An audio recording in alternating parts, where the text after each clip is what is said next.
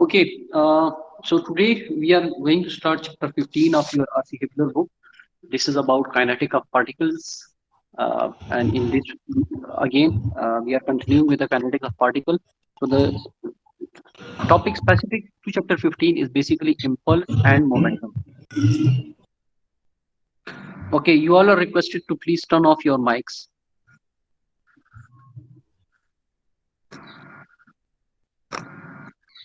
So, as I have already told that we are continuing with particle kinetics. So, the topic that we are going to cover, the first topic that we are going to cover, it is basically principle of linear impulse and momentum. Okay. So, before going or before understanding this topic, let's recall our Newton's second law. So, what Newton's second law says basically that the summation of all external forces acting on body, it can be given or it can be make equivalent to the acceleration produced in the body multiplied by the mass of that body or that particle. Okay, we are already having one of the kinematic equation for acceleration. So from that equation, we can write that acceleration is basically the rate of change of velocity. So if I put this acceleration over here in this equation, F is equal to ma, so we will get this equation. So over here, the summation of all forces or the resultant force now is equal to m multiplied by dv by dt. If I take this dt over here, so we will get this equation. Mean by rearranging, we get this equation. Now, what this equation basically shows, the left hand side shows the summation of all forces if we multiplied with time or that time interval. So that will be equal to the product of velocity which produced during that time and the mass or the change in velocity during that specific interval multiplied by the mass. So this is like the physical meaning of that equation. Okay, as I'm saying for that specific interval, if you want to find out the uh, total velocity or if you want to do it for the whole process, so what we can do, we can integrate this equation between the sir given limit. Sir slide जी, change नहीं हो रहा slide change नहीं हो रहा. Okay, let हाँ me. Sir first पे Okay, give me a second.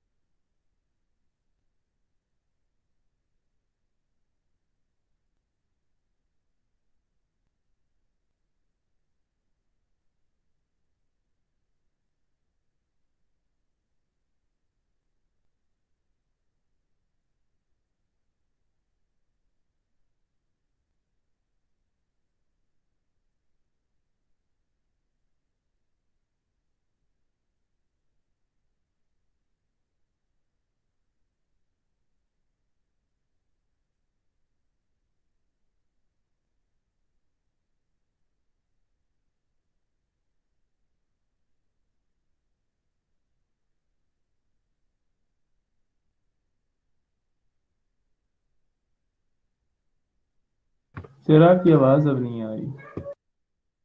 Sir आवाज नहीं आ रही। Okay, let me restart. अभी आई है। अब आ रही ओके है, तो अब आ रही है। ओके आप अपने माइक्स ऑफ कर लें, ठीक है। So today we are going to cover chapter 15 of your R.C. Hibbeler book, which is about kinetic of particle, and specifically it is about impulse and momentum.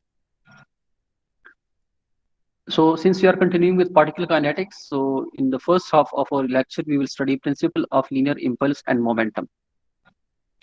Okay, before going into that, let's recall Newton's second law of motion.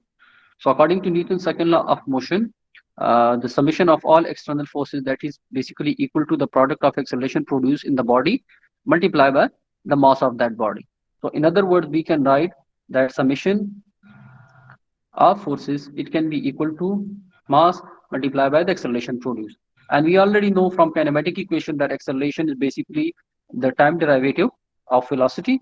So if I put this acceleration over here in this equation, I will get this equation, right? So if I take this dt over here, so we will get this equation, means by rearranging. So what this basically show that if you apply this force on the object, or the summation of forces which is actually acting, or which are actually acting on the body, all these forces acting on the body for a given interval or for a very short interval of time. So what they will do, they will basically produce some change in velocity, and that should be mean the forces multiplied by the time differential, that should be equal to the product of mass and the change in velocity, right? So here I'm talking about that differential term, means the force is applied for a very short interval of time, the velocity produced again, or the change in velocity, it is very, very small. So if I want to find out uh, the summation of all forces for a given interval or for the whole process, and similarly the change in velocity during this whole process. So if the process is from 1 to 2, what I can do, I can integrate this equation and also the right side. So when you integrate this for any process, let it be from 1 to 2, so we get this sort of equation, right? So what is this? This is the summation of forces. When you integrate it, summation of external forces acting on a body, when you integrate it between a time t1 and t2, that is equal to basically the product of mass and change in velocity. And the change in velocity, again, it is from v1 to v2. So this is like the physical meaning of this equation. Okay, so when you solve this one, m is constant, it's remain constant. So the one term which is changing, that can be like the velocity, dv. Okay, so when you integrate it, what you will get from here, you will get mv, and the limit will be from 2 to 1. So when you put that 2 to 1, you will get mv2 minus mv1, right? So here in this equation, what we can do, this mv2 and mv1, it can be made equivalent to some other term, right? Let this mv be known as momentum or linear momentum in this case. Okay, since this is mv1, so let it be called as L1, and this is mv2, so let call it L2. ठीक है, तो ये हमारे पास क्या हो गया, mv2 minus mv1, ये basically mv किस चीज को represent कर रहा है, this is known as linear momentum. Okay, now the thing on the left side, this is basically the summation of forces, or let's say the resultant force, which is applied for a very specific interval or for a very short period of time. This is known as impulse, or in other words, it can be given as linear impulse, and simply it can be given as the applied force multiplied by the time during which it is applied. So on the left hand side, what we get a new term that is known as impulse, and on the right hand side, what we get, we basically got the momentum or the change in momentum. Since both are linear one, so that's why the one on the left we have, let it call linear impulse, and that linear impulse is causing change in linear momentum.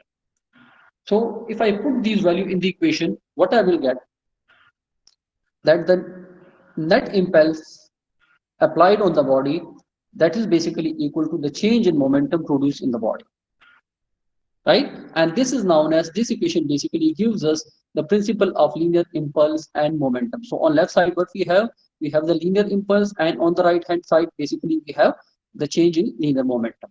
Okay, this one is almost similar to the principle of work and energy, which we discussed in the previous slide, means the previous lecture. So according to principle of work and energy, on left side, what we have, basically we have the work done, and on the right side, that is basically equal to the change in kinetic energy. right? Yes, sir. Okay. Yes, sir. If you look at this one, the impulse, which basically include the force, right? So that is basically a vector quantity. And on the right side, again, we are having momentum. So both are vector quantity. So means all terms involved in this equation, basically they are vectors. So we are having a vector equation over here. Okay. Whereas in case of a principle of work and energy, so work is basically a scalar quantity and energy, or change in energy is also scalar. So the equation that we got over here is basically scalar equation. Okay, one more thing that you need to learn about this equation, that the thing on the left hand side, that is basically associated, or it depend on the path, or it is associated with the process. It depend on the process. I gave you example of work in last class, that how is it is associated with the process, not with the state. So you can see the linear impulse between state 1 and state 2, or the net linear impulse between state 1 and state 2. Similarly, the net work done from state 1 to 2, it is given as u1 to 2. Okay, on the right hand side, basically the term that we are having, they are dependent on the state. Okay, let me remove this one so that you can clearly see.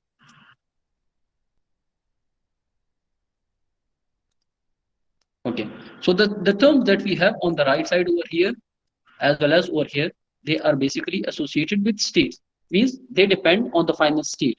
Whereas the term on the left side over here and over here, they basically depend on the path or the process which the system follows, or which the change work follow. Okay, so if I rewrite this equation, so you already know the principle of linear momentum, that the summation of all applied impulse or linear impulses, that should be equal to the change in linear momentum of the body or the particle or of the object. Okay, so sometimes we can rewrite this equation like, if I take this L1 on the left side, so this one will become L1 summation of 1 to 2 is equal to L2, right? So by putting the values for L1, if I put MV1, for L2, if I put MV2, and for the linear impulse, if I put its value, which I got from this equation, this is the value.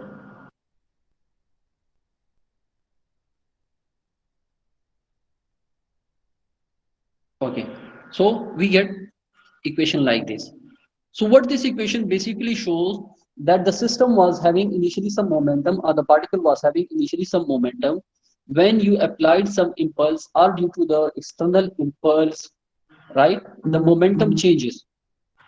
So when the momentum changes due to the applied force, the final momentum, or the momentum at the final state that we have, it can be given by the right side, right? So initially we were having this momentum, then this is the change in momentum, or this was the thing that was basically causing change in the momentum.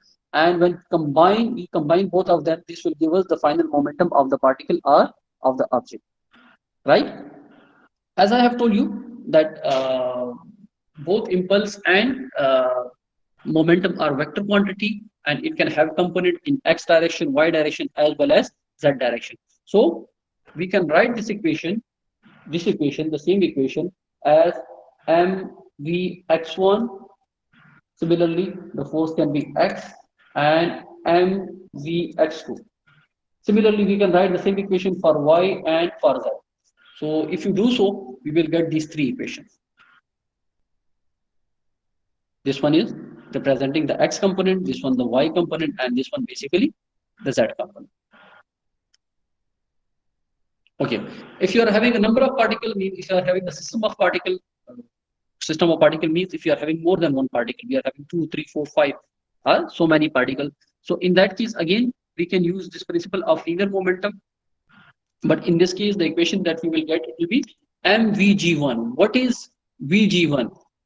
For example, we are having these particles 1, 2, 3, 4, 5, 6, 7, 8, or 10 or 20 or whatever number we have.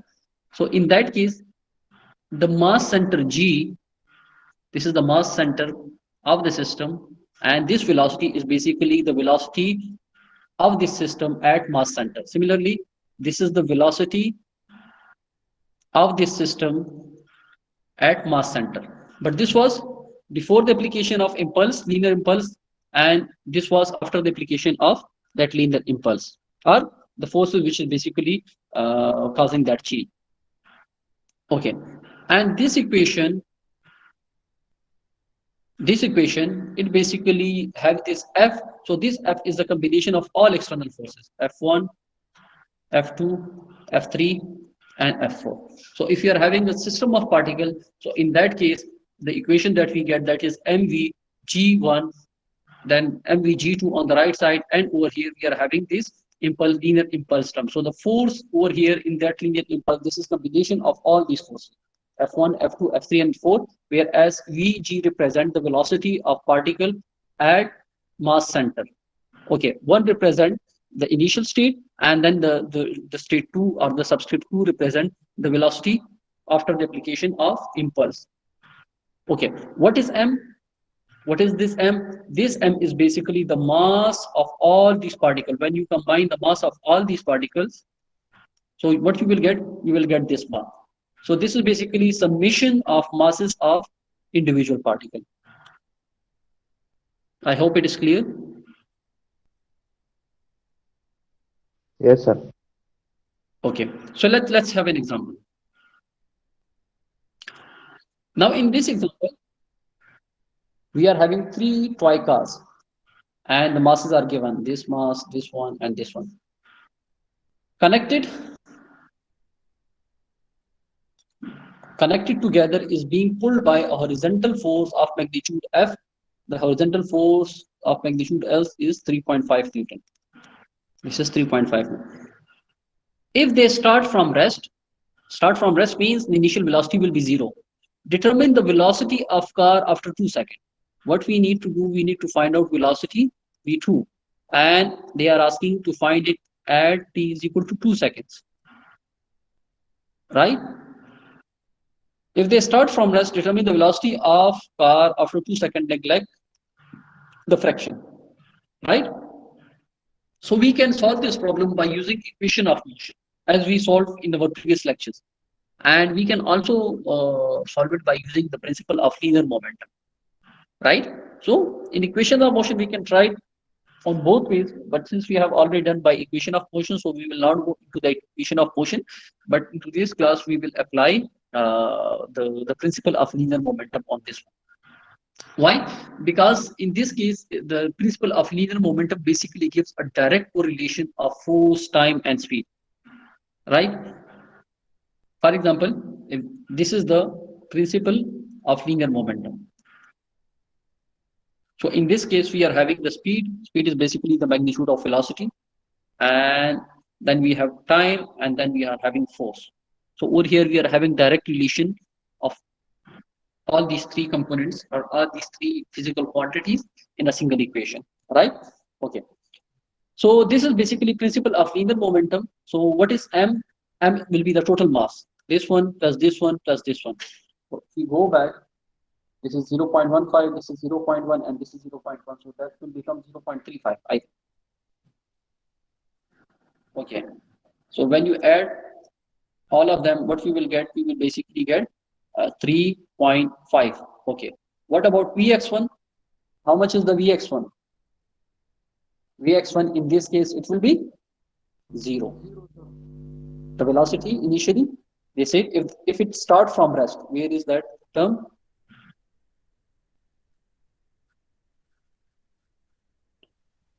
The 3 toy cars connected together is being pulled by a horizontal force of magnitude F. Determine the velocity of car after 2 seconds. Let me check. The 3, if they start from rest over here, if they start from rest, so the initial velocity is 0. What we need to do, we need to find out the velocity of car after 2 seconds, and we need to neglect the friction. We need to assume a smooth surface. Okay. Then for the forces, this term, the summation of all forces. So when you make a free body diagram, so in this case, the only motion that we have basically, it is in the horizontal direction. But since there is no friction force, so we will not use this friction component. All right. the weight of object is acting downward and the normal to the surface it is acting upward. So this is basically a free body diagram. So the only force, the only external force which is basically causing this motion, it is this 3.5 Newton force, right? And we need to find out the velocity of particle or this system, which is combination of A, B, and C at time t is equal to 2 seconds. So what we can do, we can put 3.5 and instead of t, this gt, we can put 2. Okay. So let's solve this one. It will be clear to you people. M multiplied by Vx1, so this one will be 0, plus summation of forces. Okay, so in this case, Fx is constant, which is 3.5. So you can take it outside from this integral. So what we will get, T2, T1, and then dt, right? And on the right side, what we get summation of all mass. So summation of all mass is given by this one. This can be 3.5 kg, and this can be equal to Vx2, right? Okay. So over here, this is 0 and this is 3.5, and this one will become T2 minus T1. T2 is 2 and T1 is 0, so this one will be cancelled. And what we will get, 3.5 Vx2, right? So put Point is equal to 2 seconds over here. Sorry? 0.35 Vx2 के साथ sir 0.35 Okay, है 0.35. Okay, 0.35. Thank you for the correction. 0.35 is basically the mass, right? So 3.5 multiplied by 2, and on the right side we get 0.35 into Vx2, right? So from here, what we will get this Vx2 value. So when we get Vx2 value, now we need Vy2 value. But if you look at the system, there is only motion in the x direction. So this means the y component will be 0. 0. Right? So this is basically our final answer. Is it clear? Yes, sir. Yes, sir. Okay. Now let's. The 50 kg uniform crate initially at rest on inclined surface. If the force as shown start to pull the crate, determine the power output developed by the force at t is equal to 6 seconds. The coefficient of static and kinetic friction between the crate and the surface is mus 0.2 and uk 0.15. Okay, this means it's not a smooth surface. There is friction. अच्छा, power की equation आपको याद है पिछली class में हमने कोई discuss की थी? Yes, sir. क्या इक्वेशन थी? F dot V, force multiply velocity. F dot P, and हमने किस पे फाइंड आउट करना है? At t is equal to 6 seconds, right? Yes, Yes, sir. At t is equal to 6 seconds, हमने power find out करना है जो कि इक्वल है F dot V के. So F अगर हमारे पास हो और V हमारे पास हो तो ये मसला हमारा हल हो सकता है. तो F तो ऑलरेडी है और T की वैल्यू अगर आप यहाँ पे पुट कर दें तो काम हो सकता है. ठीक है, बात रह गई सिर्फ एक कंपोनेंट की, which is velocity, right? yes, sir. Yes, sir. Okay, so mass कितना है आपके पास? 50 kg. Uniform crate initially rest incline on surface. So जो सरफेस इंक्लाइन है, ये एंगल कितना है? ये एंगल हमारे पास 30 है. इसका जो मास है उसका हमें पता है, so it will act downward, this will be W. Okay, and surface का जो नॉर्मल है वो ऐसे हो जाएगा. ठीक है, एंड लेट्स इमेजिन कि आपके पास जो फ्रिक्शन फोर्स है वो इस डायरेक्शन में है. क्योंकि फोर्स अपवर्ड लग रही है तो फ्रिक्शन फोर्स आपके पास डाउनवर्ड होगी. ठीक है, ये डायरेक्शन ये चेंज भी हो सकती है. क्यों चेंज हो सकती है? कि अगर ये फोर्स और ये वेट, इसमें डिफरेंस ज्यादा हो, मींस फोर्स कम हो, ये वेट ज्यादा हो, सो देन आपके पास ऑब्जेक्ट नीचे आएगा और फ्रिक्शन की डायरेक्शन अपवर्ड हो सकती है. But for timing let's draw the free body diagram. So free body diagram जब हम ड्रॉ करते हैं, ये आपके पास फोर्स हो गया, वेट डाउनवर्ड है, ये आपके पास नॉर्मल टू द सरफेस है, this is frictional force, right? So question में क्या है कि ये फोर्स जब अप्लाई किया, फोर्स अप्लाई जैसे ही आप करते हैं, इनिशियली आपके पास मोशन तो प्रोड्यूस नहीं होता. ठीक है, कब तक प्रोड्यूस नहीं होता? मींस लेट से अगर आप इवन अगर 5 न्यूटन फोर्स इस ऑब्जेक्ट पे अप्लाई करे, किसी ऑब्जेक्ट पे अप्लाई करे, और उसमें अगर मोशन प्रोड्यूस भी होता है, सो वो फोर्स अप्लाई करने के बाद कुछ 1 सेकंड बाद या हाफ सेकंड बाद या 3 सेकंड बाद वो मोशन प्रोड्यूस होता है। सो क्वेश्चन को अगर दोबारा पढ़ ले, वो क्या कह रहे हैं? Determine the power output develop by the force at t is equal to 6 second. ठीक है। So the 50 kg uniform current initially rest, यहां पे साथ में ये भी कह दिया कि इनिशियली रेस्ट में था। तो ये मोशन इसमें कब प्रोड्यूस हुई, किस टाइम में प्रोड्यूस हुई? ठीक है। एंड देन उस टाइम में अगर आप देख लें कि जीरो जो 6 सेकंड है, आफ्टर 6 सेकंड उसकी वेलोसिटी क्या थी, वो आप जरा बताएं। सो पहले जरा एनालाइज करते हैं before motion start. So before motion start उसमें क्या होगा? ये जो एफ एस आपके पास है, what is F S G? Static frictions, static friction है, तो ये मैं क्या कर दूंगा? ये स्टैटिक लगा दूंगा। Mu S. ठीक है। व्हेन मोशन स्टार्ट, सो ये म्यू एस क्या हो जाएगा? रिप्लेस हो जाएगा बाई म्यू के। ओके। ठीक है। ओके। सो लेट्स से अपना कोऑर्डिनेट जरा सेट कर लेते हैं कि समीशन ऑफ फोर्सेस, जो एक्स कोऑर्डिनेट है हमारे पास ये हो जाएगा, जो वाई कोऑर्डिनेट है ये हो जाएगा। तो let's say summation of forces in X direction, summation of forces in X direction, if the system, if we imagine कि सिस्टम हमारे पास रेस्ट में है। अगर हम इमेजिन करें कि सिस्टम क्या है? रेस्ट में है, तो इसमें एक्सेलरेशन नहीं होगी ना? Yes Yes, sir. एक्सेलरेशन। तो summation of forces in that case should be equal to 0। Okay. So एक तो फोर्स हो गया एफ, दूसरा हो गया माइनस एफ एस, इसका तो कोई कंपोनेंट नहीं होगा, लेकिन ये जो वेट है इसके दो कंपोनेंट्स होंगे, दो होंगे ना? Yes, sir. एक इसका ये कंपोनेंट हो जाएगा और एक इसका ये वाला कंपोनेंट हो जाएगा, राइट? तो एंगल अगर आपको थोड़ा सा पता लग जाए, ये एंगल अगर 30 है, ये एंगल अगर 30 है, तो इसके परपेंडिकुलर क्या है? इसके परपेंडिकुलर ये एंगल भी 30 हो जाएगा।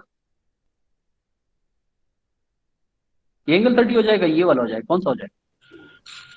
तो ये एंगल हो जाएगा 30। ये वाला 30 हो जाएगा, राइट जी? Yes sir. अच्छा, जरा एंगल को दोबारा देख लेते हैं, इसको जरा गौर से एन देखिए। वाली डायरेक्शन जो है उसके साथ एंगल 30। अच्छा, ये आपके पास एफ है, एंगल 30। इसका एंगल 30, ये एंगल 30 है ना हॉरिजॉन्टल के साथ? यस जी ठीक है। अच्छा, तो ये एंगल अगर 30 है आपके पास, लेट से ये आपके पास हो गया एक्स एक्सिस, ये आपके पास हो गया एक्स एक्सिस। ये जो हमारे पास है, ये वाला हमारा हो गया वाई एक्सिस, राइट? और ये जो हॉरिजॉन्टल है, ये एंगल भी हमारे पास हो गया 30 डिग्री। ओके। सो ये एंगल हमारे पास 30 डिग्री हो गया है, और इसका ये जो कंपोनेंट है, ये आपके पास क्या हो जाएगा? Let's me redraw again, clean जरा कर लेते हैं, फिर अंदाजा हो जाएगा।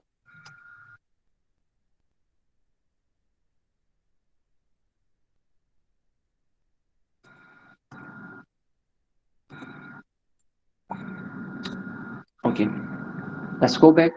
ये जो एंगल बना रहा है हॉरिजॉन्टल के साथ फोर्स, वो कितना है? 30 डिग्री है, इतना हमें क्लियर है।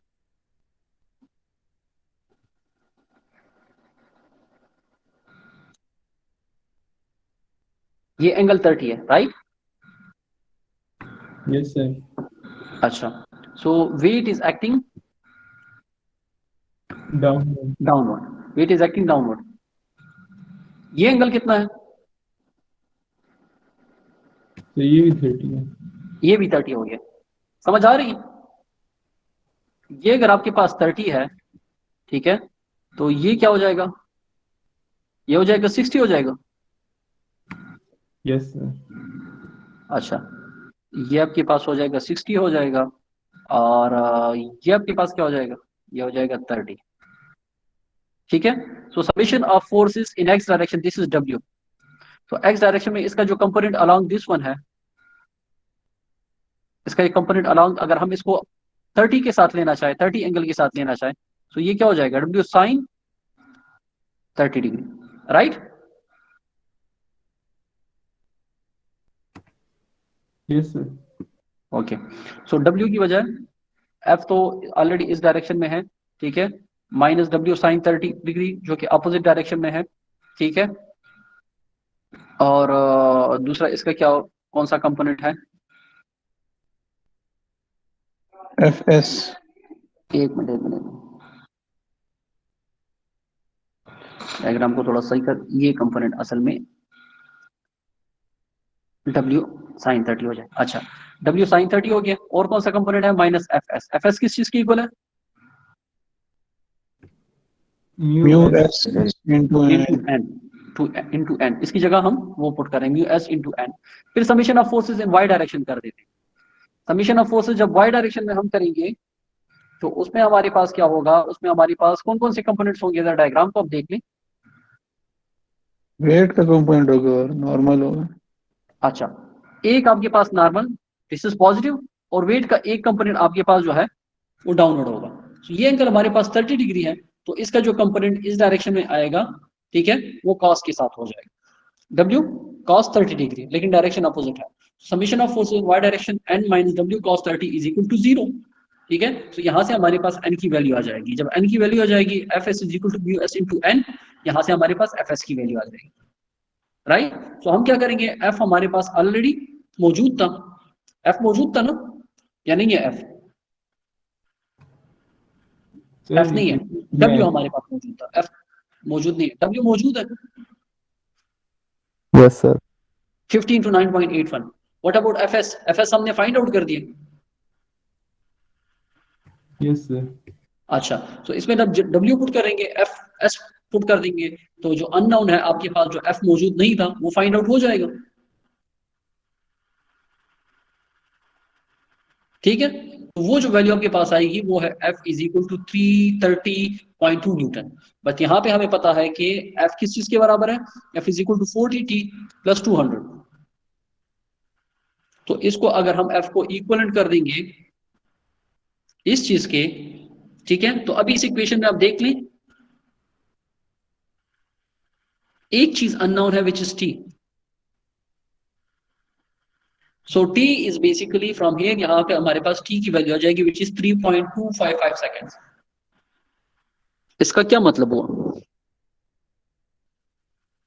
मतलब कि sir T is equal to 3.255 तक ये स्टैटिक होगा, उसके बाद सर एग्जैक्टली जो इन्होंने कहा था ना इनिशियली एट रेस्ट, तो वो जो इनिशियल आपका था वो at T is equal to 3.255 second पे क्या था, वो रेस्ट पे था। अभी अगर 3.255 के बाद ये मोशन स्टार्ट करेगा, राइट। तो जैसे ही ये मोशन स्टार्ट करता है, तो आपके पास जो स्टैटिक फ्रिक्शन है वो खत्म हो जाएगा और डायनामिक फ्रिक्शन इनकॉर्पोरेट हो जाएगा, राइट। और क्वेश्चन में आपसे क्या कहा गया कि क्या करें, पावर आउटपुट किस वक्त फाइंड आउट करें? At T is equal to 6 second.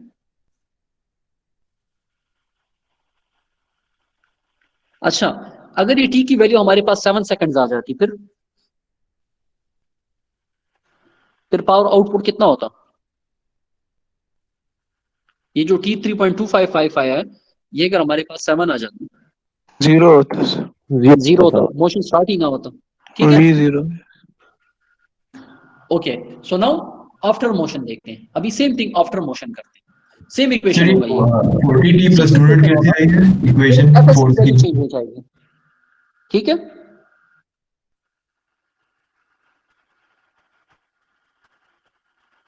अच्छा, kindly give me a minute, I have a call.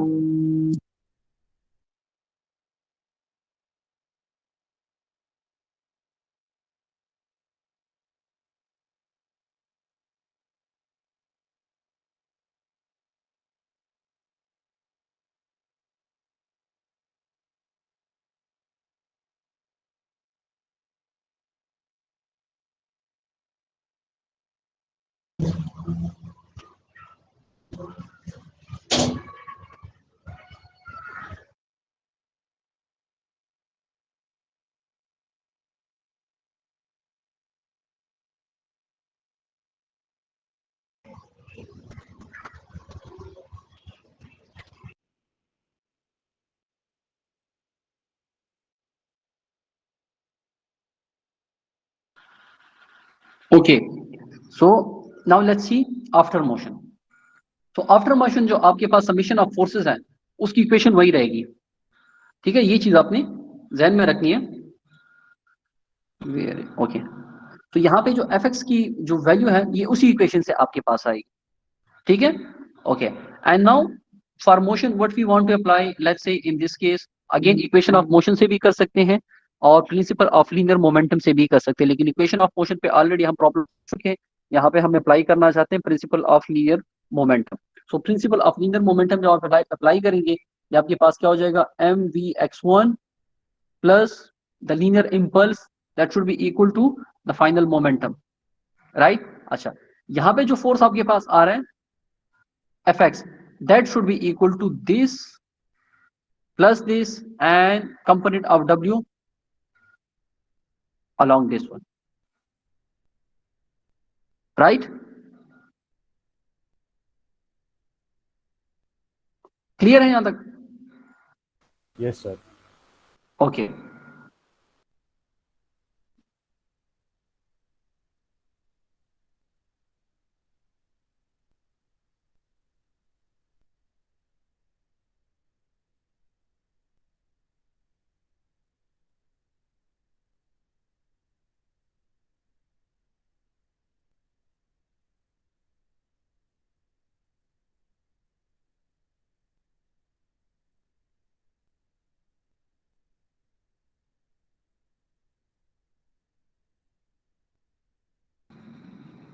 Is it clear?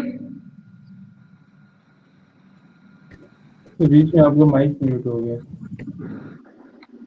कहां से माइक म्यूट हो गया था, कहां तक मैंने बताया था? सर ये W sin 30 वाला। ओके, अच्छा, तो यहाँ पे ये जो एफ एक्स आपके पास है, ठीक है, ये इसके भी इक्वल हो सकता है और साथ में यहाँ पे क्वेश्चन में गिवन है कि it is equal to 40t plus 200, so either you can put it equal to this one,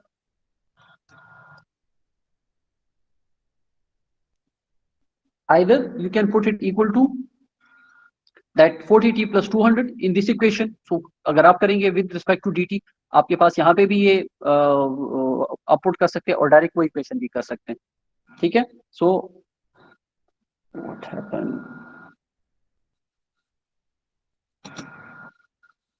kindly give me a second, what happened?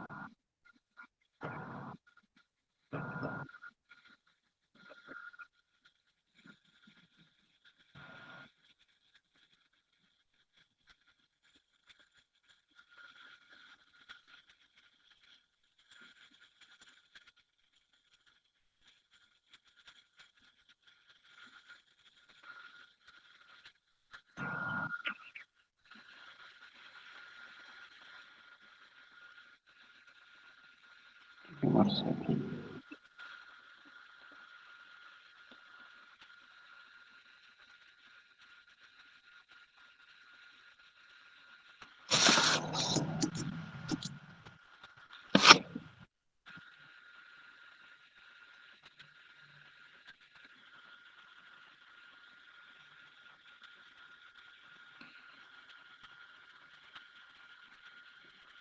नहीं, ये परमानेंट इस पे आ गया।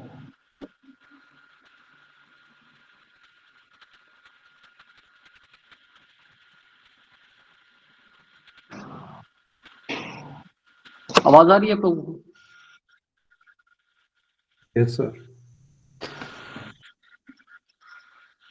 मैं 2 सेकंड मुझे दे दिए फाइल, जरा मैं दोबारा इसको देख लूं, इसमें कोई मसला आ रहा है कि पीछे खुद ब खुद हो रहा है।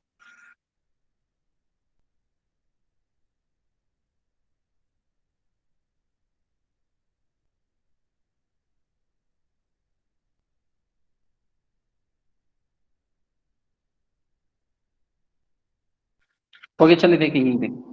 अच्छा, यहाँ पे आप देख लें एम वी एक्स वन आपके पास according to principle of linear momentum हमारे पास जो इनिशियल वेलोसिटी थी तो वो तो थी नहीं, क्योंकि उन्होंने क्वेश्चन में कह दिया है कि if it start from rest, तो ये तो आपके पास क्या हो जाएगा, इनिशियली आपके पास जो वेलोसिटी है वो वेलोसिटी आपके पास जीरो हो जाएगी, ठीक है, at time T is equal to zero, या इनिशियल स्टेट पे आपके पास कोई मोशन नहीं था, तो ये कंपोनेंट तो टोटल आपके पास जीरो हो जाएगा। इस एफ एक्स की बजाय आपने 40t प्लस 200 dt आपने ये पुट कर दिया, ठीक है, this is only for the applied force. और मैंने आपसे अभी थोड़ी देर पहले कहा था कि हमने ये सारी की सारी चीजें, ये इक्वेशन पूरा का पूरा वो करना है। तो इस इक्वेशन में एक हमारे पास क्या आ गया, 40t प्लस 200, राइट। ये आपने f की बजाय पुट करना है, माइनस डब्ल्यू साइन 30 इसी तरह आएगा, माइनस एफ एस उसी तरह आएगा। तो f की बजाय आपने क्या पुट कर दिया, 40t plus 200, right. Yes, sir. अच्छा, थोड़ा सा मुझे रिप्लाई करें ताकि मुझे क्लियर हो कि आपको समझ आ रही। इसकी जगह हम वैल्यू पुट कर देंगे, W sine 30 as it is आएगा, और एफ एस यहां पे जो आपके पास है ये भी एज इट इज आएगा, ठीक है। लेकिन एफ एस की बजाय हमारे पास अभी क्या होगा, म्यू के इंटू एन, ठीक है। तो म्यू के की वैल्यू क्या होगी इस केस में, 0.15, ठीक है। और एन की वैल्यू क्या है, एन की वैल्यू तो यहीं से आपके पास आ जाए, right. Yes yes sir. Okay, तो इस फोर्स में आपके पास जो है, इस फोर्स में आपके पास तीनों फोर्सेस आएंगे। एक जो आपके पास अप्लाइड फोर्स है, माइनस डब्ल्यू साइन 30, ठीक है, माइनस डब्ल्यू साइन 30, एंड इसके अलावा ये क्या चीज है, 6 माइनस 3.225। प्लीज टी आ जाएगा। अच्छा,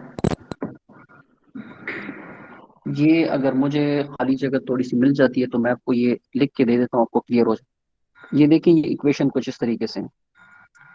ये हो जाएगी, एफ की बजाय तो आपने वैल्यू पुट कर दी, ठीक है, एफ डी टी। इस इक्वेशन को मैं स्प्लिट कर रहा हूं, ठीक है, इसको मैं जरा इसको स्प्लिट कर रहा हूं, फिर हो जाएगा डब्ल्यू डी टी हो जाएगा, और फिर आपके पास हो जाएगा एफ एस डी टी। तो इसकी जगह तो मैंने वैल्यू पुट कर दी 40t plus 200 into T D T. ये इंटीग्रेट कर जाएगा, यहां पे तो ये कांस्टेंट है, डब्ल्यू मैं बाहर निकाल लूंगा, या डब्ल्यू का जो भी कंपोनेंट है, ठीक है, डब्ल्यू एक्स, तो डब्ल्यू साइन 30 तो मैंने कांस्टेंट ले दिया है, और डी टी पे जब मैं इंटीग्रल अप्लाई करूंगा तो टी आ जाएगा। लिमिट जब मैं पुट करूंगा तो मेरे पास क्या आ जाएगा, T2 माइनस T1 आ जाएगा ना, यस सर। ठीक है। फिर यहाँ पे भी F S T2 minus T1 आ जाएगा ना। T2 कौन सा है जिसपे मैंने फाइंड आउट करना है, 6, यस सर, 6। 6। और T1 कौन सा है जहां पे मोशन स्टार्ट हुआ है, तो वो कौन सा टाइम था, 3.255। 3.255। तो ये जो इस इक्वेशन में आपको अभी लग रहा है, ये 6 माइनस 3.255, ये बेसिकली वो चीज है। तो ये देखिए, ये आपके पास हो गया applied force F, it's integration with respect to time. ये आपके पास वेट का जो कंपोनेंट इन एक्स डायरेक्शन है, एंड T2 माइनस T1। ये आपके पास क्या है, 0.15, दिस इज म्यू के, और ये कौन सी वैल्यू है, this is N, and this is T2 minus T1। Clear है यहां तक। एंड राइट साइड पे क्या है, mass multiply by V X two, mass multiply by V X two. तो यहां से हमारे पास क्या आ जाएगा, यहां से हमारे पास आ जाएगी वी एक्स टू की value, right. V X one हमारे पास कितना था, वी एक्स वन हमारे पास 0 था। तो जो वेलोसिटी थी हमारे पास at time t is equal to 6 second, वो क्या है वेलोसिटी, 4.18। 4.18। 4.18 है हमारे पास, ठीक है। अच्छा, तो वेलोसिटी हमारे पास आ गई, और एक हमारे पास इक्वेशन क्या है, पावर की एफ इन टू वी है, वेलोसिटी हमारे पास आ गई। और किस टाइम पे आपने फाइंड आउट करना है, at is equal to 6 seconds. So F is equal to 40t, ये इक्वेशन है ना। इसमें अगर t is equal to 6 second find out कर लेंगे तो f हमारे पास आ जाएगा।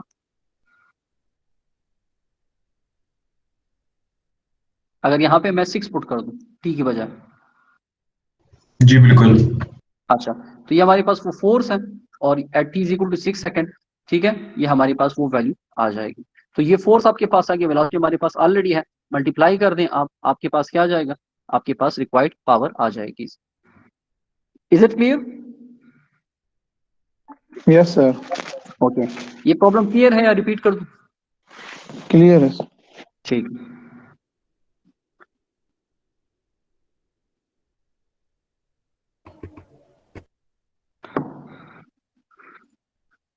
Okay, now let's have another example. Initially, block A has a speed of 3 meters per second as shown. Determine the speed of block B at t is equal to 6 seconds. The coefficient of kinetic friction between block A and the surface is mu k 0.15.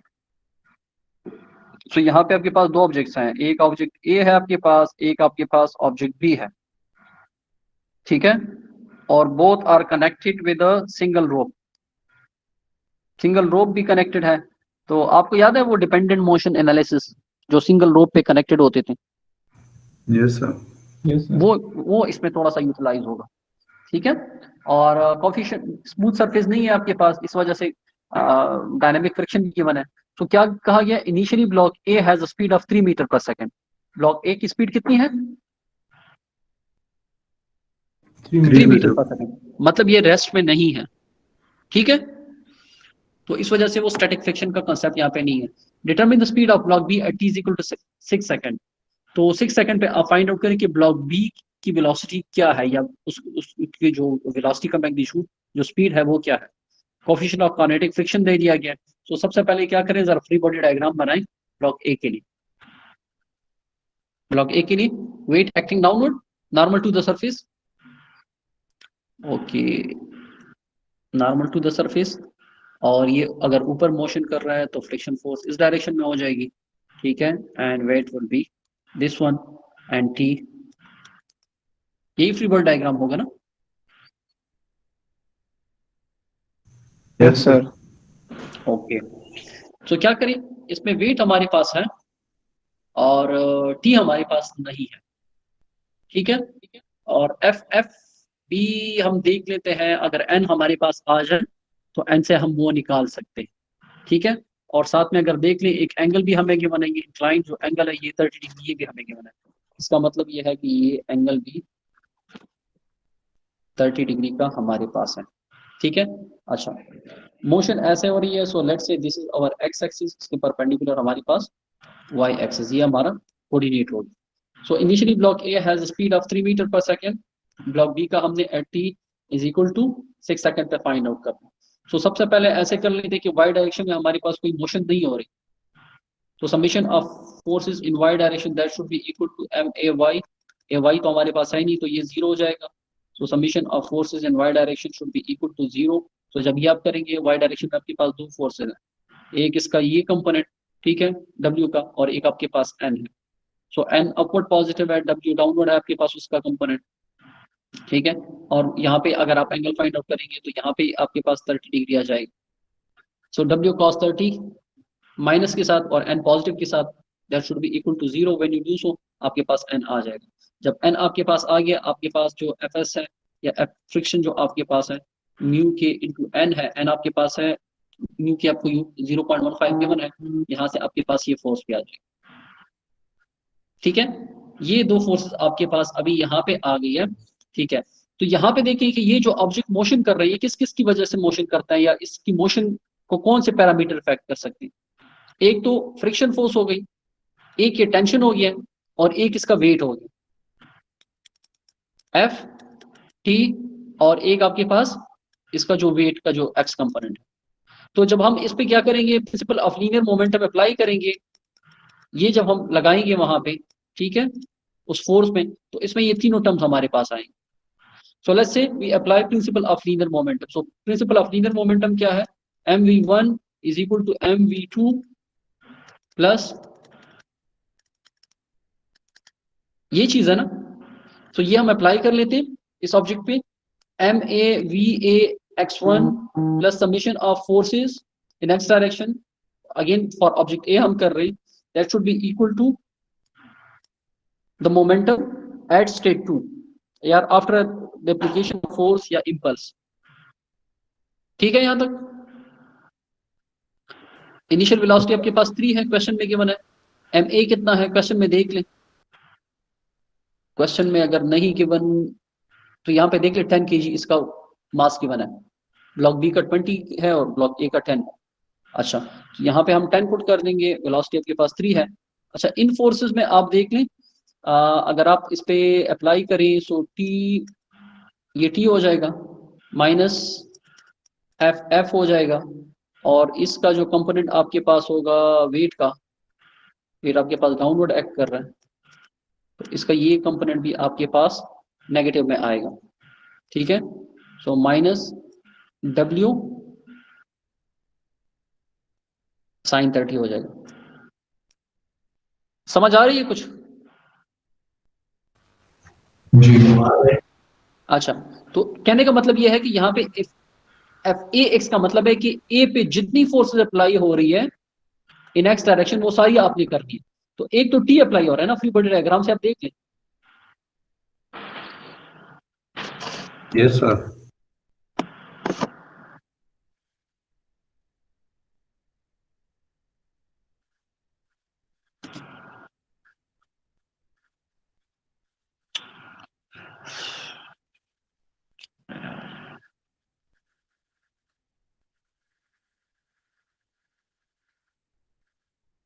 अच्छा, यहाँ पे अगर आप इस question में देख लें, ये जो फोर्स है, total force in X direction that is basically equal to T minus F F minus W X, यही है ना?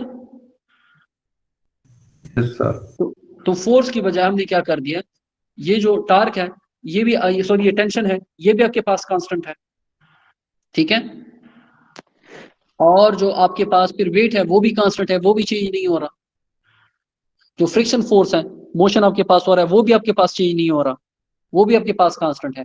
सो अगर ये सारे कांस्टेंट है, इन सब को हम बाहर निकाल सकते हैं इंटीग्रल से। इसका मतलब है कि नेट जो फोर्स है ये कांस्टेंट है, तो इसको बाहर निकाल लेंगे, अंदर क्या रह जाएगा, सिर्फ टी रह जाएगा आपके पास, या सिर्फ डी टी रह जाएगा। तो अगर फोर्स आपके पास बाहर आ जाए,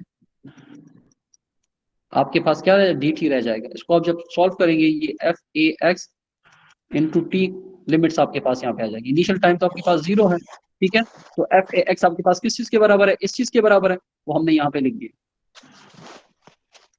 ठीक है, और साथ में टी 6 टी आपके पास 6 हो गया। That should be equal to the final momentum 10 multiply by V A X two. तो यहां से आपके पास क्या आ जाएगा, यहां से आपके पास वी ए एक्स टू की वैल्यू नहीं आएगी क्योंकि टी भी अननोन।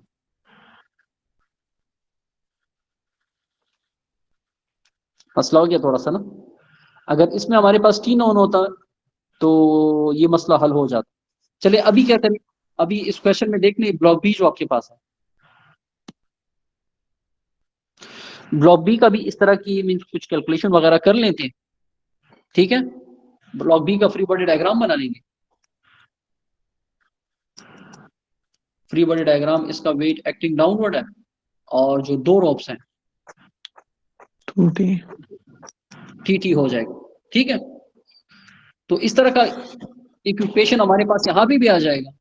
जब इक्वेशन हमारे पास यहाँ पे आएगा, उस इक्वेशन से फिर हम क्या कर लेंगे, इन दोनों के दरमियान इंटर रिलेशनशिप फाइंड आउट कर लेंगे, ब्लॉक ए और बी के दरमियान, by using dependent motion analysis.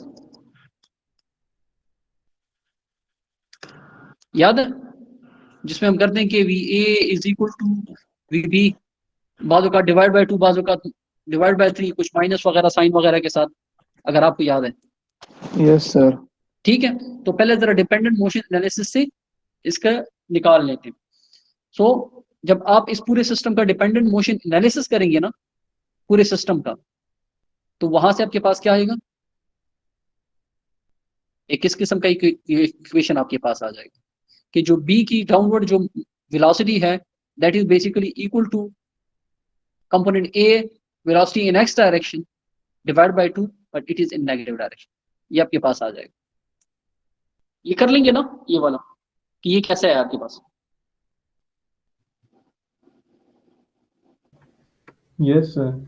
अच्छा, फिर हम क्या करेंगे, ये जब हमारे पास आ गया, अभी जो ऑब्जेक्ट भी है हमारे पास उसका फ्री बॉडी डायग्राम बनाएंगे। Free body diagram 2T upward and weight downward. Why 2T, 2T क्यों है,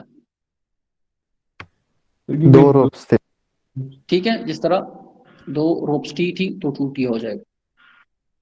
अच्छा, ये 2T हो जाएगा और वेट एक आपके पास एक्टिंग डाउनवर्ड, एक वेट का बस कंपोनेंट डाउनवर्ड है। तो इसके लिए हम क्या करेंगे, एक्स वाई तो हमारे पास ऐसे था ना, ये एक्स वाई Yes, था, sir. एक न्यू कोऑर्डिनेट सिस्टम डिफाइन करते एक्स डैश वाई डैश। ठीक है।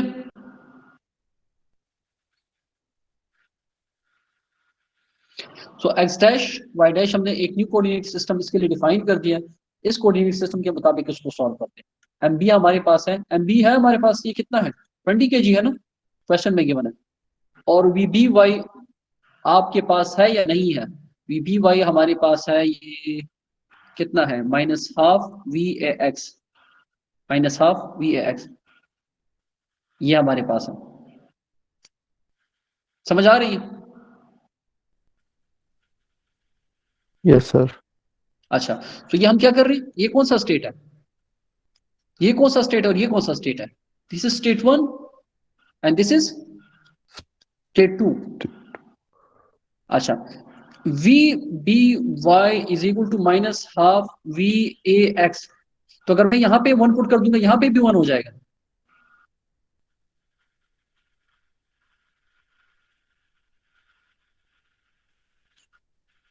जी, यहां पे देखिए V B Y is equal to, या V B Y dash is equal to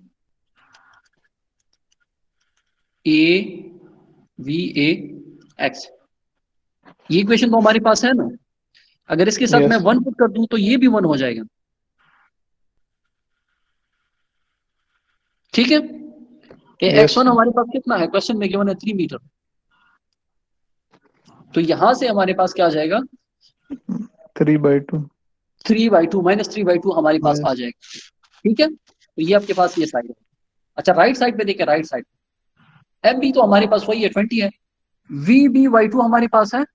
अगर मैं यहाँ पे 2 पुट कर दूं तो ये भी आपके पास 2, सॉरी ये भी आपके पास 2 हो जाएगा। ये तो है ही ऐसा। ठीक है, तो यहाँ पे इस क्वेश्चन में अगर आप देख लें, ये स्टेट 2 पे तो हमारे पास VE की वैल्यू थी नहीं। अगर हमारे पास VE की वैल्यू स्टेट 2 पे होती तो हमें ये दूसरे पार्ट पे जाने की जरूरत ही ना पड़ती। तो हमारे पास क्या है, VAX2 भी हमारे पास नहीं है, ये भी नहीं है, और जो VB/2 है ये भी हमारे पास नहीं है। तो हम क्या करेंगे, जो आपके पास VB/2 है ना, इसकी जगह बस सिंपली ये वैल्यू पुट कर देंगे।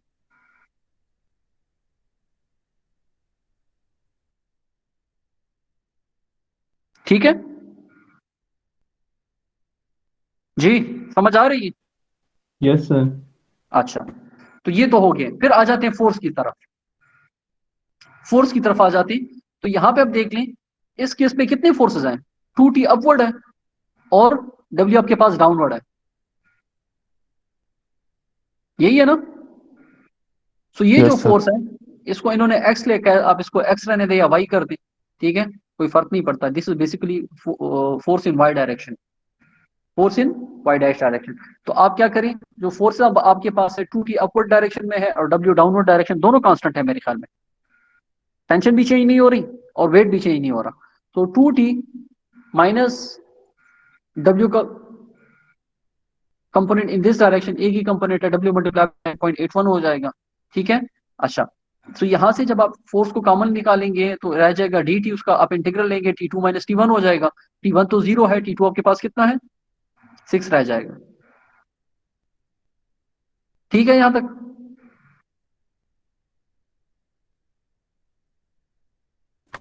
Yes sir. उस्मान समझ आ रही नहीं आ रही? Yes sir. यस अच्छा रही है ठीक। सर। तो ये वैल्यूज जब आप पुट करते हैं, ठीक है, ये फोर्स की वैल्यू हमने पुट कर दी, ये हमने कर दी, और वी बी वाई की बजाय हमने ये वाली हाफ वी एक्स की वैल्यू पुट कर दी है। ठीक है, इससे हमारे पास ये इक्वेशन आ गई। अभी इस इक्वेशन में हमारे पास अननोन क्या क्या है, टी और VAX2। पिछले इक्वेशन में क्या मसला था, उसमें भी ये दो अननोन थे। Yes sir. सो अभी हमारे पास दो अननोन और दो इक्वेशंस है, क्या हम इसको सॉल्व कर सकते हैं? यस ठीक है, यस सर। ये देखिए पिछले इक्वेशन में देखिए, ये भी अननोन था और ये भी अननोन था। तो यहां से क्या करें, VX की वैल्यू निकालें और यहाँ पे आप इस इक्वेशन में पुट कर दें, तो आपके पास क्या आ जाएगा, T आ जाएगा। जब T आ जाए इस इक्वेशन में या दूसरी इक्वेशन में पुट करें, ठीक है, तो आपके पास VX2 आ जाएगा। Vx2 आ जाएगा, इस इक्वेशन में पुट कर रहे हैं, Vby2 आपके पास आ जाएगा। और जब Vby2 आपके पास आ जाए तो क्वेश्चन में देख लें क्या उन्होंने मांगा, determine the speed of block B at t = 6 second. आपके पास ये final VBI. Answer.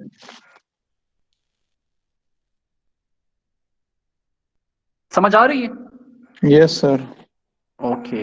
Yes sir. अच्छा, तो ये क्वेश्चन है, इस किस्म का क्वेश्चन आपकी बुक में भी है, इसको आप देख लें, सॉल्व कर लें।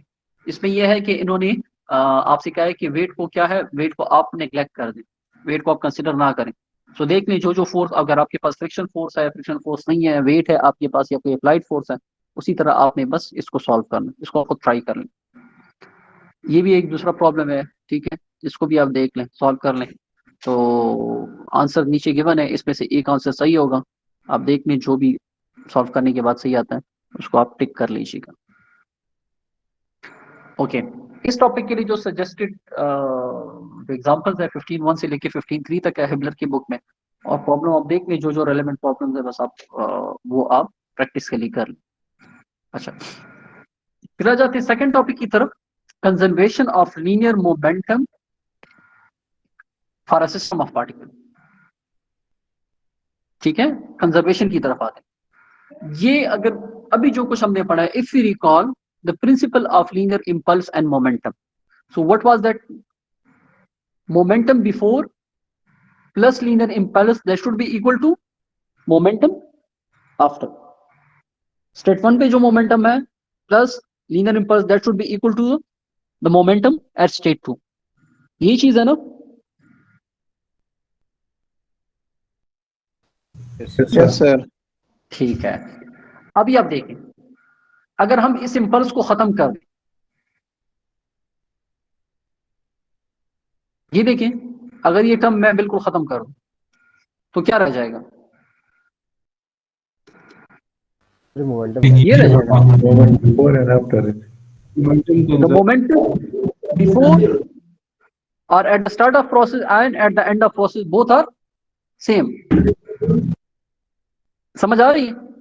तो ये बेसिकली आपके पास क्या हो जाता है, ये आपके पास है conservation of linear momentum. If the momentum of system before and after remain constant. अच्छा, अगर for a system of particles है आपके पास, तो ये क्या हो जाएगा, यहां पे भी समेशन का साइन आ जाएगा और राइट साइड पे भी समेशन का साइन आ जाएगा। ठीक है, what is V I? This is the velocity of individual component before or at the start, and this is the velocity of individual component at the end या at state 2। ठीक है, तो ये what is mi?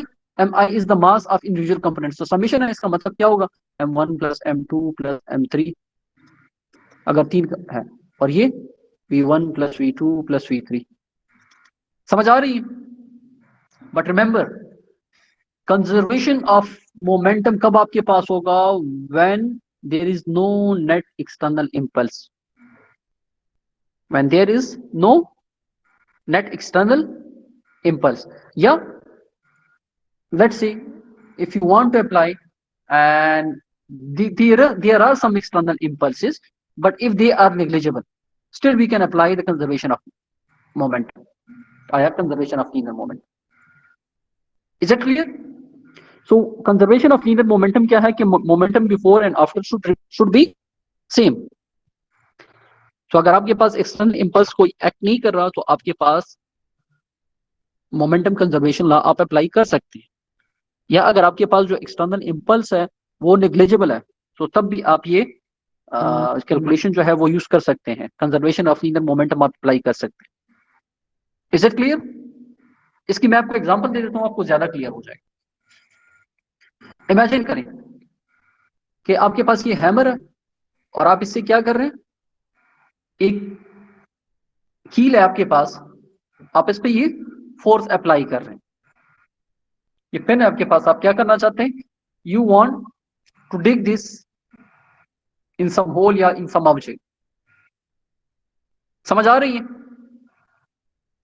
अच्छा, तो आप जब इस पे फोर्स अप्लाई करते हैं इस ऑब्जेक्ट पे with the help of hammer, ठीक है, ये फोर्स ज्यादा होता है ये फोर्स भी दो चीजों की कॉम्बिनेशन होगी, एक इसका वेट है और एक जो आप एक्सटर्नल फोर्स अप्लाई करते हो, इन दोनों की कॉम्बिनेशन होगी ना। Yes Yes, sir. sir. अच्छा, ये जो ऊपर से फोर्स आ रहा है, ये फोर्स ज्यादा है या इसका जो अपना वेट है, अपनी वेट की वजह से भी ये जो आपके पास जो कील वगैरह है, ये पिन वगैरह जो है नीचे जाएगा ना। तो यस ये फोर्स ज्यादा है या इसका जो अपना वेट है ये ज्यादा है, ये जो कील है इसका फोर ज्यादा है। फोर्स ज्यादा है। फोर्स ज्यादा है। अच्छा, अगर आप कील को वैसी टेबल के ऊपर रख दे तो ये अंदर तो नहीं चला जाता ना उसके, नहीं सर। इसका वेट इतना नहीं है, तो इसका वेट अपना जो वेट है वो ऑलमोस्ट नेग्लिजिबल है negligible. As compared to the force. ये जो फोर्स है ना, ये इंपल्सिव फोर्स है, और इसका जो अपना वेट है ना, इसको हम नॉन इंपल्सिव ले सकते हैं, नॉन इंपल्सिव कंसिडर कर सकते हैं।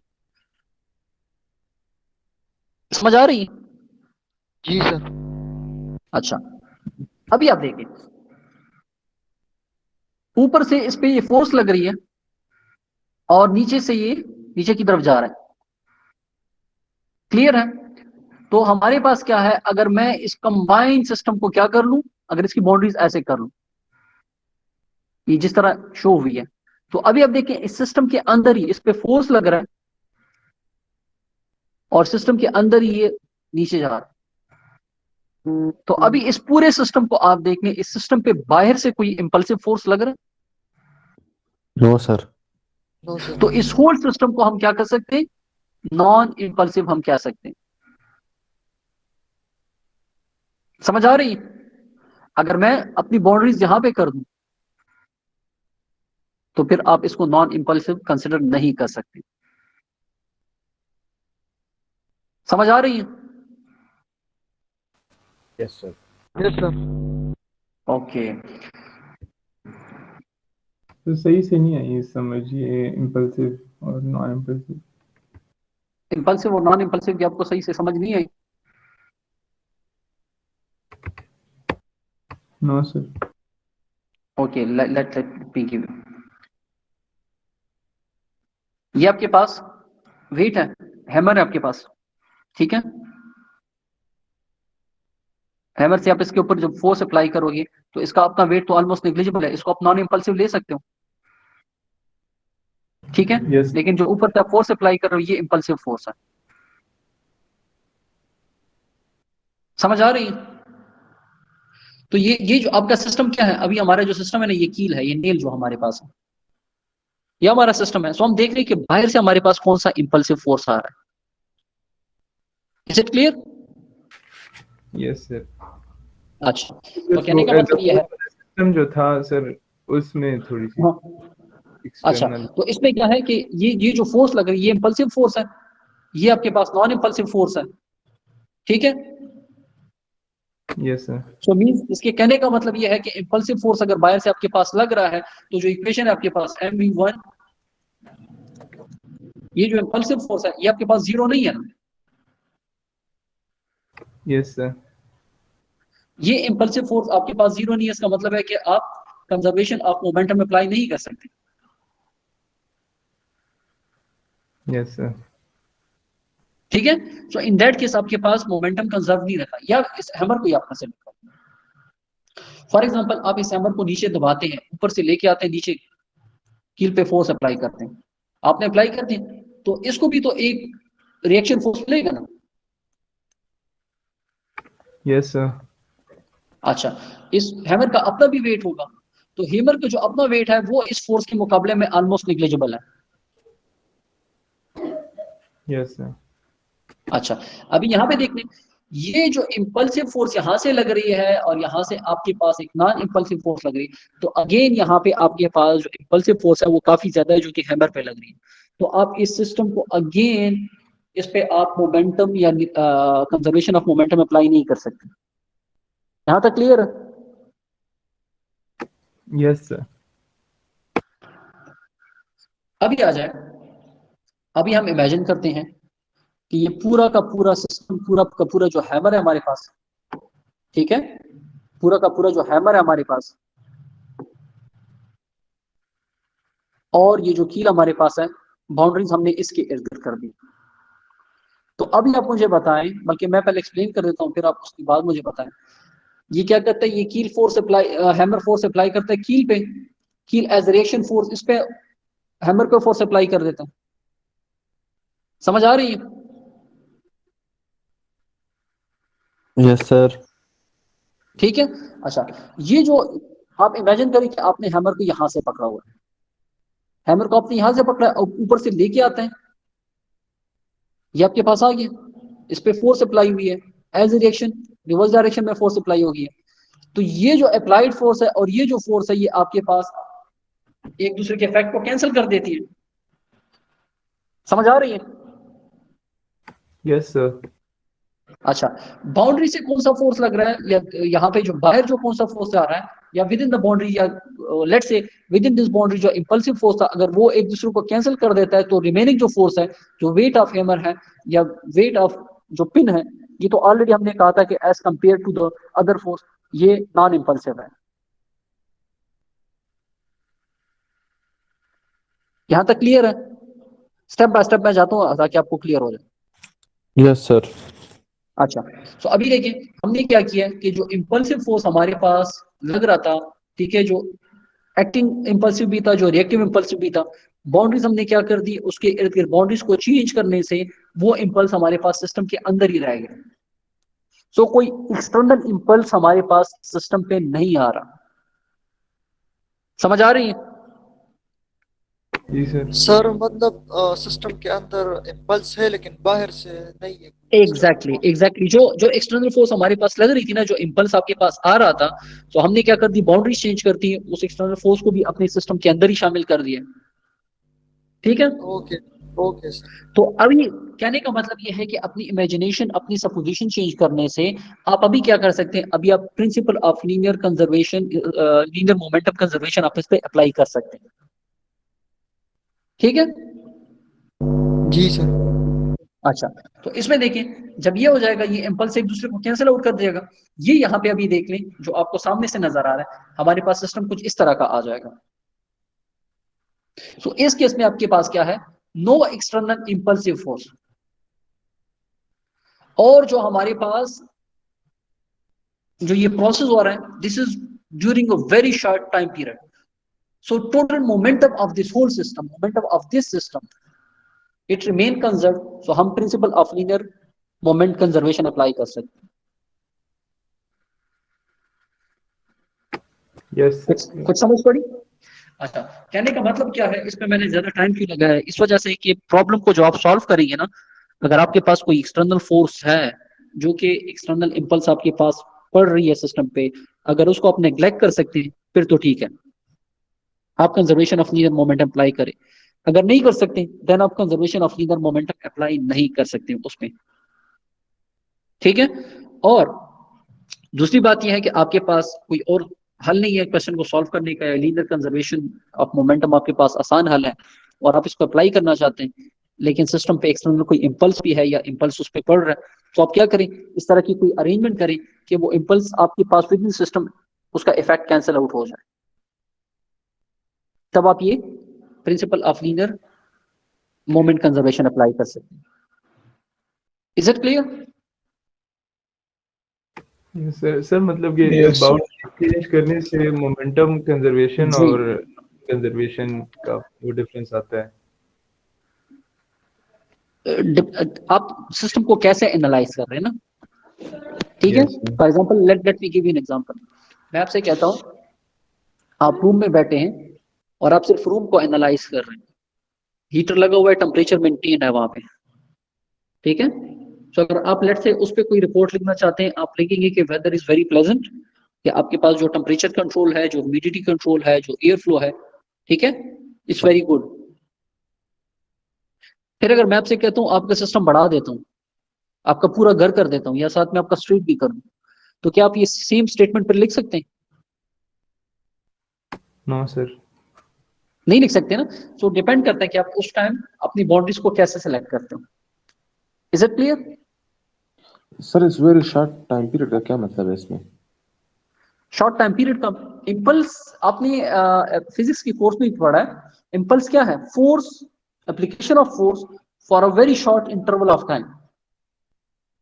आप हैमर लेते हैं कील ठोकने के लिए, सो जब आप हैमर को लेके जाते हैं कील के साथ, उसका कांटेक्ट आता है, वो कांटेक्ट कितनी देर के लिए होता है?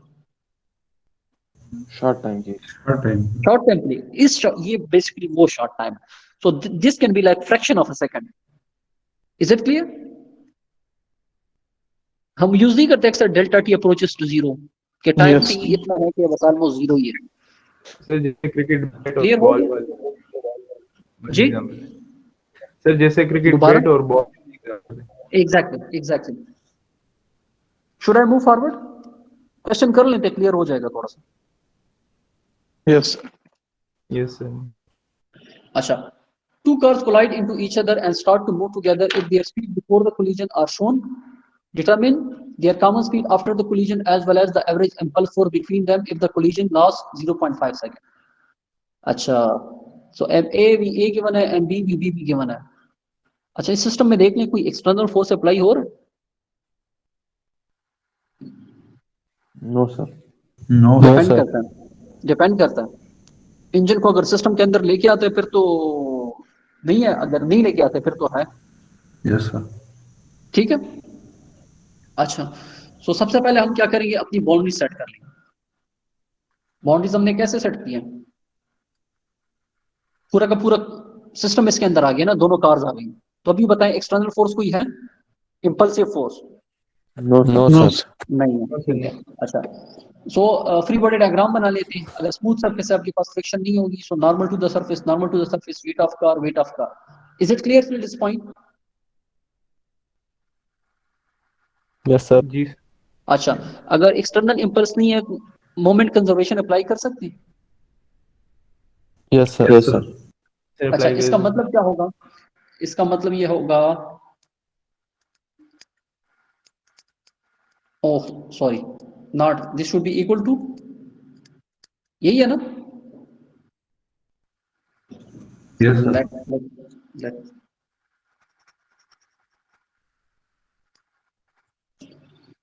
momentum before should be equal to momentum after, यही है ना? Before yes sir. after। अच्छा, बिफोर क्या था?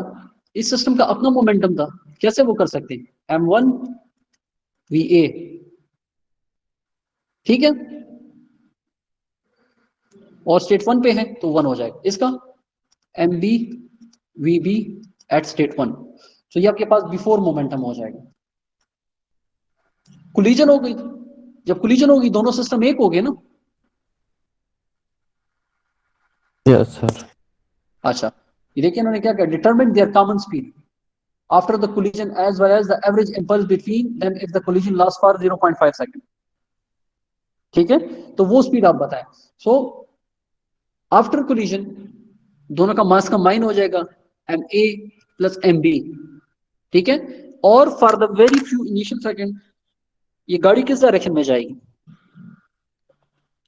ए जब बी को हिट करेगी तो बी पीछे जाएगी, ए उसके डायरेक्शन में जाएगी, या बी जब ए को हिट करेगी, अगर बी का जो पावर है या इम्पैक्ट है वो ज्यादा है तो ए पीछे चली जाएगी और बी फ्रंट डायरेक्शन में जाएगी। डिपेंड करता है ना।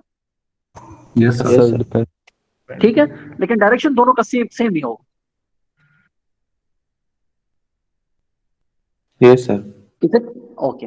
अच्छा, अगर डायरेक्शन दोनों का सेम है, ये देखिए मास गिवन है, एक का 1.2 है, एक का 1.5 है, दोनों का मास इक्वल नहीं है।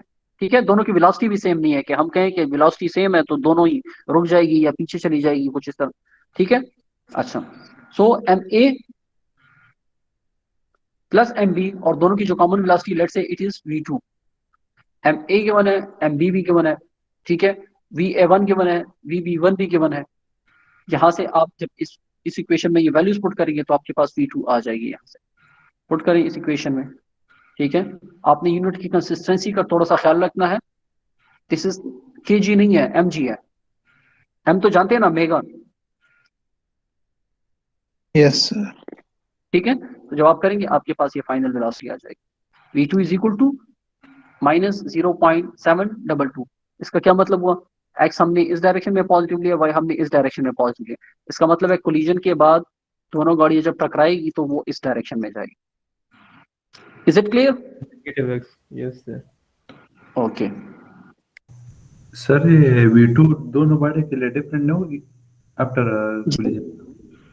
दोबारा पूछें। सर ये जो V2 है सर, ये दोनों बॉडी के लिए sir after collision sir different नहीं होगी? After collision V2, yes sir. Let's see दूसरा पार्ट देख लेते हैं, आपको क्लियर हो जाएगा। ओके पहले सर। पार्ट में क्या था, two cars collided to each other and start to move together if their speed before collision are shown, determine their common speed की बात हो रही है, ठीक है, after the collision as well as the average impulse force between them if the collision lasts for 0.5 second।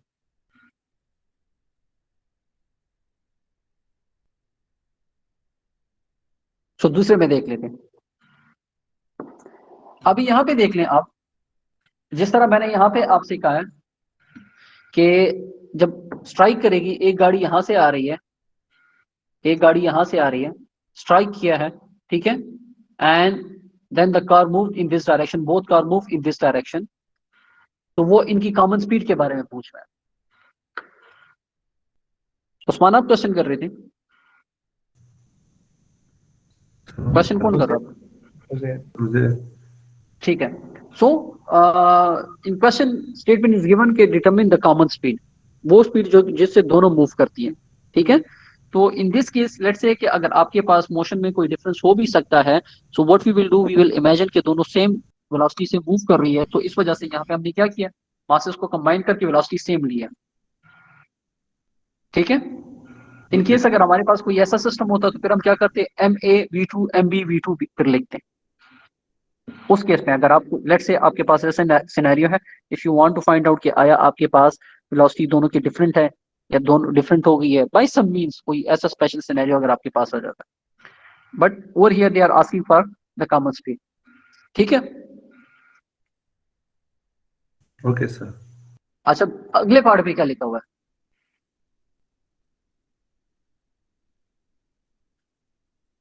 Determine their common speed, फिर क्या लिखा हुआ है,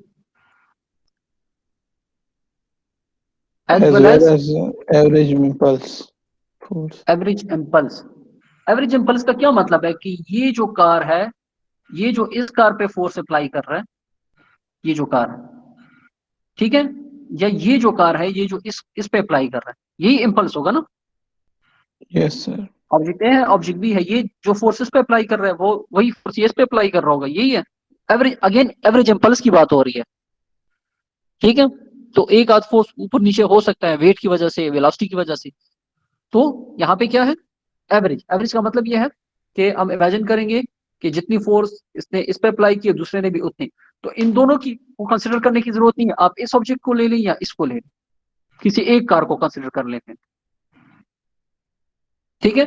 तो लेट से अगर हम इस कार को कंसिडर करते हैं, ये हमारे पास कार हो जाएगी, ये तो वही उसका वेट नॉर्मल टू सरफेस, और इसने इस पे कोई फोर्स अप्लाई किया, तो वो फोर्स भी शो कर देंगे free body diagram. Is it clear till this point? Yes, sir. Okay. So now let's see. Now at state 1 principal of linear momentum apply कर देते हैं, ठीक है। कंजर्वेशन अप्लाई कर सकते हैं अभी? सर नहीं कर सकते क्योंकि इम्पल्सिव फोर्स लग रही है। ठीक है, ये मैंने सिस्टम कंसिडर किया अभी, समझ आ रही है? अच्छा, so before then impulse then momentum after, M B हमारे पास है, वी1 भी हमारे पास है, फोर्स जो लग रही है लेट्स से ये एवरेज फोर्स हम निकालना चाहते हैं, ये देखिए एफएक्स है ना, तो एफएक्स में सारी फोर्सेस आ जाती है कि इस पे कितनी फोर्स लग रही है, ये रिएक्शन में कितनी फोर्स दे रही है, क्लियर है? ठीक है, तो इस वजह से हमने यहाँ पे एफ एवरेज कर दिया। एफ एवरेज हम इमेजिन कर रहे हैं कि ये कांस्टेंट है, तो इसको बाहर ले लिया है, ये टी आ जाएगा, ठीक है, यहाँ पे डी टी आ जाएगा, इंटीग्रल ले ले T2 - T1 जो कि डेल्टा टी के बराबर है, तो let it be delta T. M B आपके पास ऑलरेडी है, V B2 जो ऑब्जेक्ट की बाद में वेलोसिटी है, जो कॉमन वेलोसिटी अभी हमने निकाली है, वो तो हमें नोन है अभी, यहां से जो हमारे पास आई ये वाली, ठीक है। तो ये मैंने यहाँ पे VB2 की वैल्यू पुट कर दी, इसमें एक ही अननोन है डेल्टा टी। डेल्टा टी आपके पास है, Yes sir, 0.5 seconds. 0.5 if the collision lasts for 0. Okay, ठीक है, ये भी हो गया. So यहाँ से क्या आ जाएगा? एक ही unknown है F average. So this is basically the F average, which is 53334 Newton या 5.334 kilonewton. So this is the impulsive force between the two cars. अगर collision हमारे पास 0.5 सेकंड के लिए लास्ट करती. Is it clear? Yes, sir. Yes. Okay. अभी यहाँ पे देखें, two cars collide into each other and start to move together. Two cars collide with each other and start to move together. यहाँ पे भी देख लें. यार क्वेश्चन मुझसे किसने किया था वो जरा, ये दोनों की वेलोसिटी डिफरेंट होगी या? तो मैंने किया था सर. अच्छा, अब देख लें, अभी यहाँ पे देखिए क्वेश्चन में ये स्टेटमेंट देख लें. Two cars collide into each other and start to move. Together. Clear हो गया? सिनेरियो ऐसा है, क्वेश्चन में ये कहा गया कि गाड़ी एक ही डायरेक्शन में मूव करेगी या टुगेदर मूव करेगी. Is it clear? Yes sir. And इसी बेस पे इन्होंने आखिर में क्या पूछा है? Common velocity. Okay, so two cars collide into each other and start to move together. During this process, the total energy of the system of two cars conserved, that is the sum of total kinetic and potential energy, is same after the collision. Yes or no? इस पे आप सोचें, ठीक है, और फिर इसका जवाब आप निकालें. ओके, इसकी जो प्रॉब्लम है आरसी हेपलर की 15.4 से लेके 15.8 तक जो सैंपल प्रॉब्लम है, और अगेन जो रिलेटेड प्रॉब्लम बाकी भी है वो आप देख लें एंड उसको सॉल्व करने की कोशिश करें. So this is the ends of today's lecture. If you are having any question, आप पूछ लें. अगर आप चाहते हैं कि मैं लेक्चर को दोबारा क्विकली रिवाइज कर दूं तो लेक्चर को भी गो थ्रू कर सकते हैं, और अगर नहीं है तो लेक्चर को एंड कर देते हैं. Thank you sir.